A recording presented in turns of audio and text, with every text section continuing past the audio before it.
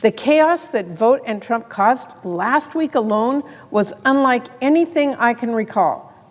Mr. President, never in my time in the Senate have I seen a president cause as much chaos, panic, and damage in 48 short hours.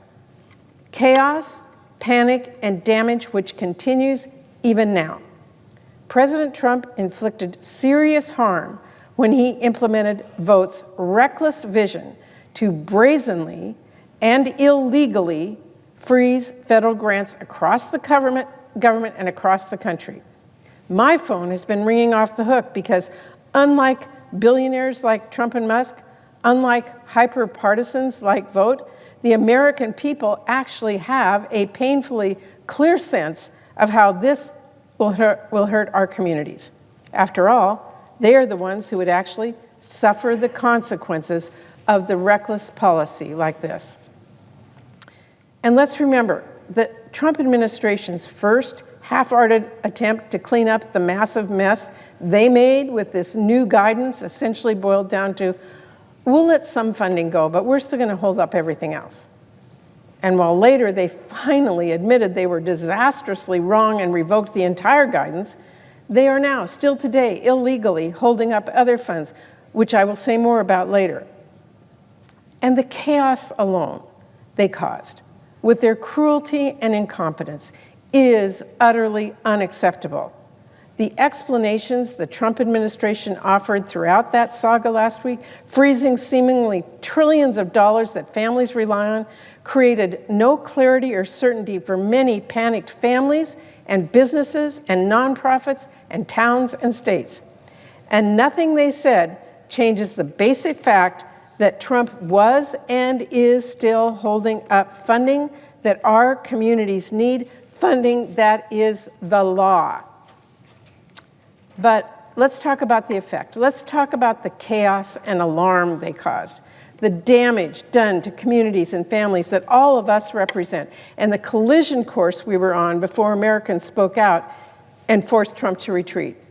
Because in terms of chaos, the Trump administration was trying to say a lot of programs were not affected, even when we had firsthand accounts making clear that was not what organizations across the country were experiencing. I'll give you one example. Head Start providers were locked out of their reimbursement portal, meaning folks taking care of our youngest kids were suddenly not sure how they were going to keep their doors open or pay their teachers and staff. And by the way, some providers in my state are still locked out, not getting the funding. Talk about rental assistance. That's the payment system for housing providers. It was down for over a day with rents that were due at the end of the week. Seniors who count on Meals on Wheels were left wondering whether they'd have dinner last week. Grant programs to combat the fentanyl crisis, to get families health care, and so much more were in an instant put at risk of evaporating into thin air. I mean, Mr. President, the panic and confusion were absolutely widespread because there was a long, long list of programs President Trump tried to put on the chopping block here. Programs that, by the way, help red states and blue states alike. Funding to address the opioid use epidemic could have been paused. This is a long-standing bipartisan priority, and Trump wanted funding frozen for an indefinite period that would absolutely upend prevention efforts and cut people off from the treatment that is helping them beat addiction. COPS hiring grants, which help our states and communities hire career law enforcement officers. Trump was freezing those too. These investments increase community policing capacity, and they prevent crime. Without this money, our streets and our neighborhoods would be less safe.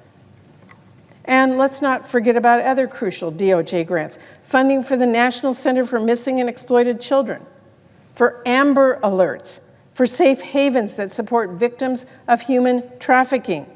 Or in my state, there are 25 child advocacy centers that were trying to figure out how they would be affected by the freeze. Think about that.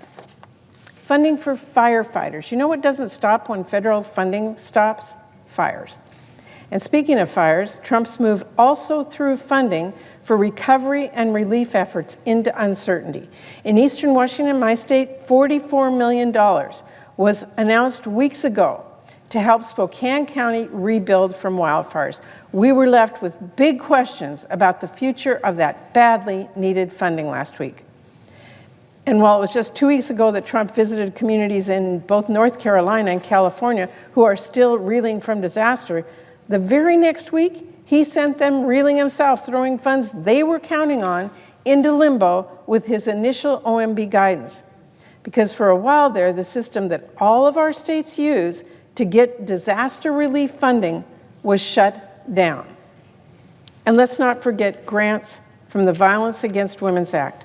I heard from organizations in Washington state that support survivors of violence. They were trying to figure out what to do because their federal payment site went down.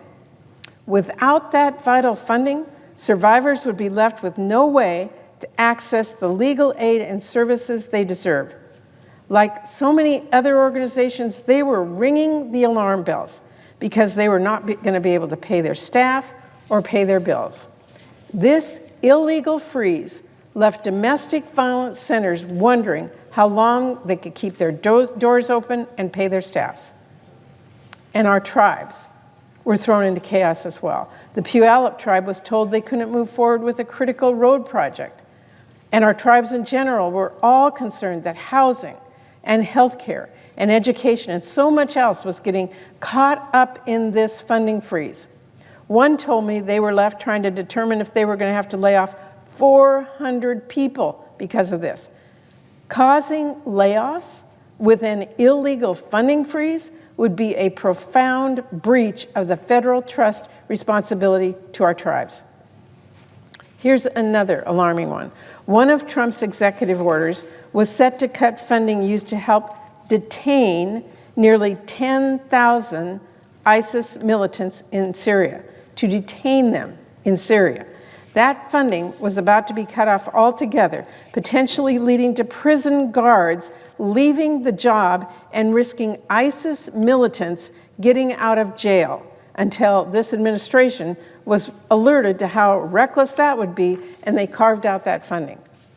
But trust me when I say there are many other funding streams that help keep us safe that are still at risk, especially because of the illegal executive orders that are today still blocking foreign assistance, and the absolutely lawless effort to dismantle USAID, which does life-saving relief work around the world. I will have more to say on that in just a bit.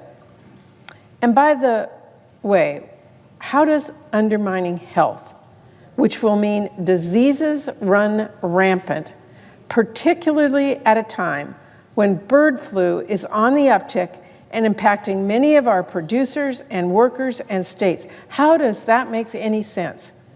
Because when it comes to healthcare, this attempted freeze posed a huge threat to our families. Set aside the fact that Medicaid payment portal went down in my state and in every state, something we're told was a coincidence. That doesn't change the fact that all federal healthcare grant reimbursements stopped. It doesn't change the fact that community health centers were blocked from getting the funds they needed to pay their staff and continue providing care in our communities, including rural areas where they are often the only option for miles. It doesn't change the fact that Title X providers who support care like family planning services and cancer screenings and more couldn't draw down their funds. I also heard from Hope Sparks. It's a healthcare provider in my state. They warned that without federal support, kids in the South Puget Sound would lose access to mental health care and crisis services. Biomedical researchers were suddenly left dealing with questions not about how to save lives, but about grant freezes and how these vague, broad actions might stop research programs and clinical trials across the country. Chaos alone presents a huge risk of derailing crucial studies. Scientists at the University of Washington and Washington State University told my office they were deeply alarmed A freeze like Trump ordered would have meant research projects collapsing and staff being furloughed or laid off. The Fred Hutchinson Cancer Center moved to bridge the gap to keep research from being derailed. But not getting this fixed would have meant putting them in the hole to the tune of over $1 million a day. That sort of unexpected burden would have had a huge impact on life-saving cancer research. And agricultural research was faced with uncertainty as well. WSU is a national leader in this important work. Research to help our farmers grow more crops, grow more resilient crops, fight challenges like pests and plant diseases. WSU was deeply concerned funding for that research could be cut off, undermining important work supporting our nation's farmers. And the threats didn't stop there for those who are in food and agriculture. One organization, which works alongside our local growers, told me losing funding would mean a reduced capacity to grow and distribute fresh local food to our communities. Now that would hurt both the farmers and the families who rely on those programs to put food on the table. Meanwhile, a group in Washington who are addressing youth homelessness warned it would have to kick kids out if the funding issue wasn't resolved. Let me repeat that. A homeless youth group was pushed to the brink of having to kick kids onto the street because of President Trump's illegal freeze. I was also deeply concerned about how the freeze might halt an important diaper pilot program, as well as the reports I got from multiple housing providers in my state worried that tens of thousands of people would be at risk of homelessness thanks to this illegal freeze. And don't let me get started on infrastructure. These are projects that take years to plan, to build, to complete, and do an awful lot of good for our communities. In my state alone, there were big questions about what was going to happen to electrical grid upgrades that are happening in Okanagan and Pierce County, improvements that were planned at the ports of Seattle and Everett and Whitman County, or SeaTac airports planned to deploy new trucks. And by the way, some of those questions remain to today, because as I will detail in a minute, there are still many other ways programs are being put at risk by Trump illegally blocking funds with his executive orders.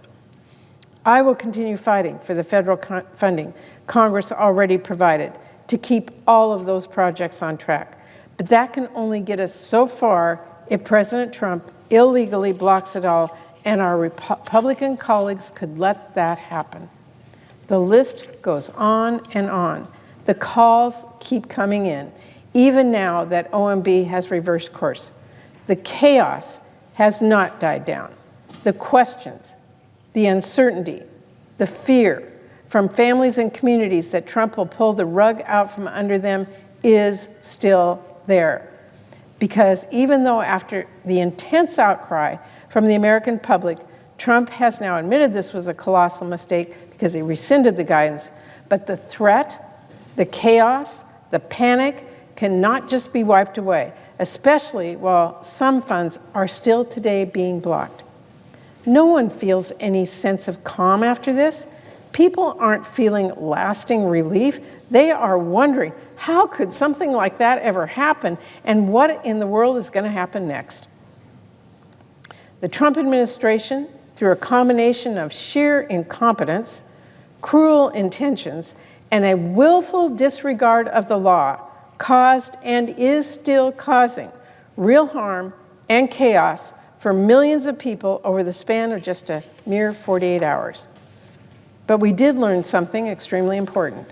When the American people speak out with one voice, when regular people stand up, it makes a difference. That victory belonged to everyone who raised their voice. But I want everyone to know, make no mistake, this fight is not over. As I said before, we still have a lot of work to do right now to make sure all that funding actually does get moving again.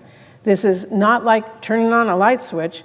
We just saw through the chaotic rollout. This is complicated stuff.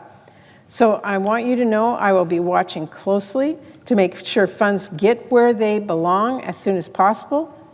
I already know that in many cases this has not been what is happening at all, so this is a very serious concern. I actually spoke with a constituent last week, Mike. He runs a nonprofit supporting military families and helping service members transition back to civilian life. And even days after the OMB guidance was reversed, he was still unable to access federal funding. So he used his own line of credit to pay his staff in the meantime.